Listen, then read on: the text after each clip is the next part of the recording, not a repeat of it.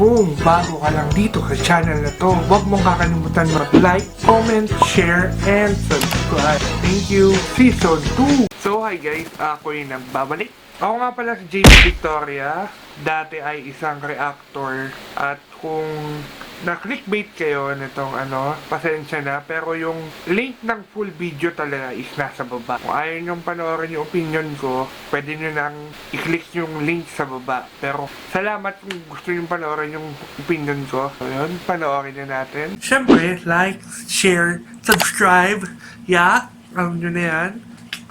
Share ko na rin. Yung una, nag-doubt talaga ako dahil nga isang Pinoy na naman ang nag-remake, kumuha ng ibang idea dahil parang wala na silang maisip. Pero nung nakita ko yung videong to, mukhang may pag-asa. Pero Viva, sa naririnig ko sa Viva, okay naman siya. Nagustuhan ko yung movie ni Sarah Geronimo. Viva yun. Sa remake yun. Sa Korea yata yung original nun. So maganda. So hindi lahat ng Viva pangit. Karamihan lang. Pero, sabagay, naiyak nga pala ako dun sa niya. Naiyak ako kay Aga dun sa for Sister. Yung Seven Sundays, ang ganda nun. Ang galing talaga ni Aga dun. For drama, mas bagay pa rin sila ni Leia. Parang ganun-ganun pa rin yung kwento. Bakit Sailor Moon pa rin? Sana iniba.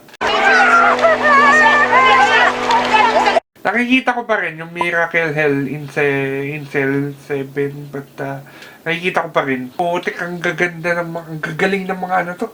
Ito yung mga idol kong aktor eh. Mambo, ako naman si Celso. Oh, ito pa. Oh, tatang na lang itawag mo sa akin. Ha, sa drum? Paano na ipasok yan? Merry Christmas! Langya Christmas pa yung ginamit. Ay, grabe.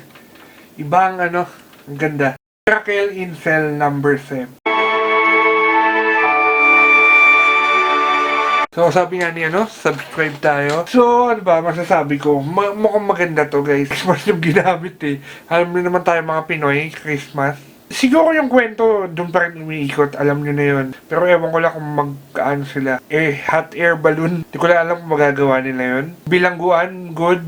Dahil pinakita niyo yung totoong itsura ng bilangguan natin. Siguro na lang ako sa Christmas. Christmas ka pa bibitayin. So, dinami-dami naman kasi. Pero mong birthday eh. Ba't Christmas pa? Mukhang maganda tong movie to.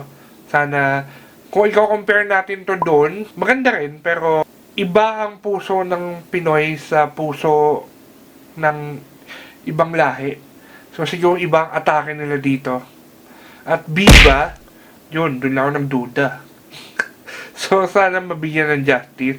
Pero yung kay Sarah talaga, promise, ang ganda nun, yung tumanda siya, nababilya. Ano yun eh, yun lang kasi nasulit kong movie, na akala ko pangit, pero maganda pala. So, Viva, keep it up. More movies na hindi pipitsugin. Yun lang, like, share, and subscribe. Thank you. Like, comment, share, and subscribe. Click here kahit saan dyan. Thank you.